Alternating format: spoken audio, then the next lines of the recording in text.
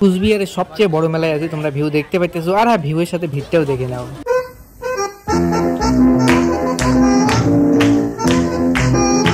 আমাকে কেউ কি দেখে না? আমি আছি ভাই।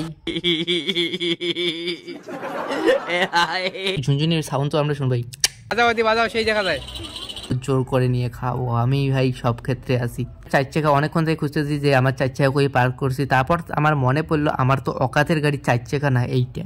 Hey guys, welcome back to my channel. তো গাইস আমি রেডি হয়ে গেছি দেখো, আর আজকে আমরা যাবো না মেলাবাড়ি, আমাদের কুচবিহার ডিস্ট্রিক্টের মধ্যে সবচেয়ে বড় মেলা রাসের মেলা, আর আজকে যাবো সেটাই মেলাবাড়ি রাসের মেলা। আর কে কে যাই তোমরা একটু পরে দেখতে পাবে। তো এখন বেশি কথা না বলে আমি রেডি হয়ে গেছি, তো এখন বাড়ি থেকে বের হয়ে পড়ি। তো ফাইনালি গাইস আমি চলে এসেছি মেলাবাড়ি, আর আমার সাথে কে কে আছে চাপ নিও না, তোমাদের ভাই আছে না, আমার সাথে আছে বিউটি আর রূপো, আর আমরা তিনজনে আসছি মেলায়। তো সবার প্রথমে মেলায় ঢুকেই দেখো মেয়ে মানুষের নাখড়া শুরু হয়ে গেছে। নাখড়া না নারকে কি বলে ওটা মনে নেই। দেখো এই দোকানে ঢুকবে, ওই দোকানে ঢুকবে, এটা জিনিস দেখবে, ওটা জিনিস দেখবে, আমি তো ওদের সাথে এসে জব্দ হয়ে গেছি। তবে হ্যাঁ, আমাদের কুচবিহার ডিস্ট্রিক্টের মধ্যে সবচেয়ে বড় মেলা হয় এই রাসের মেলা। তোমরা অবশ্যই ভিড় দেখে বুঝতে পারতেছো যে এই মেলা কতটা বড়। 5-6 মিনিট ধরে ভিড় ঠেলার পরে চলে আসলাম আর এক জায়গায়। এইখানে একটা ফুলের দোকান আছে, আর ফুলগুলো এত সুন্দর দেখতে লাগতেছে ভাই, আমার তো ইচ্ছে করতেছে সব ফুল চুর করে নিয়ে পালাই, কারণ বাস্তবে আমার অকাত নেই যে এতগুলো ফুল কেনার।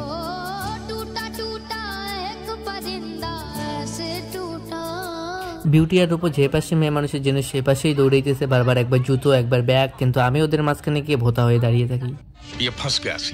আধা ঘন্টা আমায় দাঁড় করিয়ে রাখার পরে ফাইনালি একটা ব্যাগ নিয়ে নিল, সেই ব্যাগের মধ্যে পুরোনো ব্যাগটা ভরিয়ে নিল। আর আমার পিছনে দেখো অনেকগুলো নাকের দোলা আছে, কিন্তু দুর্ভাগ্য এটাই যে আমরা দিনের বেলা আসছি, আর দিনের বেলা নাকের দোলাগুলো চালুও হয় না, আর না লাইটগুলো জ্বালিয়ে দেয়, আর লাইটগুলো না দেখতে অনেক সুন্দর হয়। এপাশ ওপাশ ঘোরার পরে আমার চোখের সামনে পড়লো ভাই মেলার মধ্যে শুকটি মাছ কি করতেছে। বিউটি চলে গেল একটা দোকানে, যেই দোকানটায় পুরো ঠান্ডা পোশাক দিয়ে ভর্তি, হাত মুজো পা মুজো, সেখানে গিয়ে একটা ওড়না দাম করলো ভাই। দাম শুনে তো আমার পায়ের নিচে জমিনে হাওয়া হয়ে গেল, কারণ একটা ওড়নায় 450 টাকা।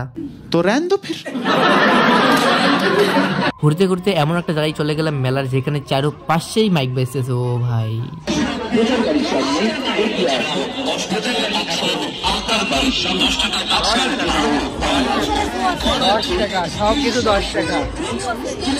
হঠাৎ করে আমার সেলিব্রিটি ফিল হয়ে গেল, কারণ আমার ভিডিও করা মানুষ দেখতেছে, ওরা হয়তো বুঝতে পেরেছে আমার চ্যানেলে শুধু 250 সাবস্ক্রাইব আছে। বিউটি আর রূপো ঘাড়ে হাত দিয়ে এমন ভাবে চলে গেল আমার পাশ দিয়ে যে আমাকে ওরা চেনেই না। গজব বেইজ্জতি।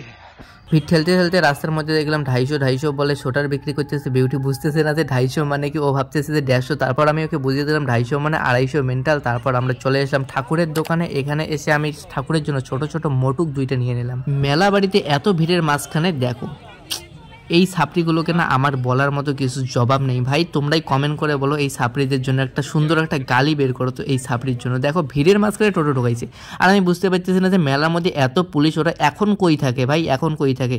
আমি পুলিশদের খারাপ বলতেছি না, কিন্তু আমি এটাই বলতেছি তো ওরা এখন কই থাকে। বিউটি আর রূপো চলে গেল জামার দোকানে, আর আমি আবারও ওদের সামনে ভোতা হয়ে দাঁড়িয়ে আছি।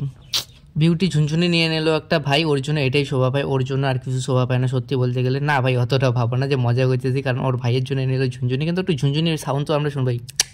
বাজাও সেই জায়গা যায়।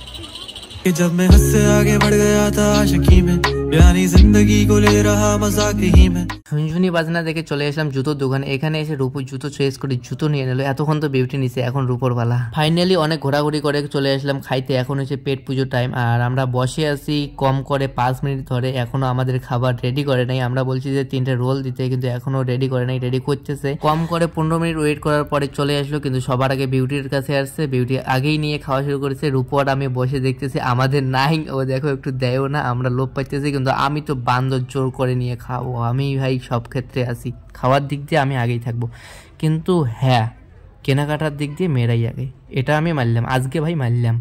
তারপর দেখতে দেখতে চলে আসলো আমাদেরও রোল। আমি আমার রোলটা 1 কামড় দিয়ে খেয়ে নিলাম। মেলা বাড়িতে আসার আমাদের 3-4 ঘন্টা হয়ে গেলো। এখন যাব বাড়ি, কারণ একটু পরেই সন্ধ্যা হয়ে যাবে। আর বিউটি বললো পপকর্নের প্যাকেট নিতে, তো আমি নিয়ে নিলাম 2টা পপকর্নের প্যাকেট। আমার সামন দিয়ে 2টা মেয়ে হাত ধরে চলে গেল। ওরা কি বোঝে না আমি সিঙ্গেল? বন্ধ করো হাত জোড় কে मैं मोदी साहब से गुजारिश करता हूँ।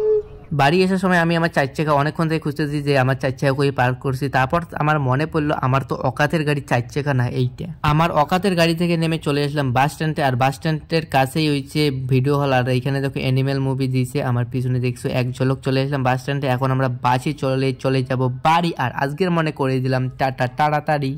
इसी के साथ आज की मजदूरी यहीं खत्म करते हैं। अगर तुम्हें वीडियो पसंद आई तो लाइक मारो यार करो, और अगर तुम लोग नए हो तो सब्सक्राइब करो। वो जो लाल वाला बटन है उस पर फूट फेंक के मारो या फिर मोमबत्ती, मुझे नहीं पता, बस क्लिक हो जाना चाहिए।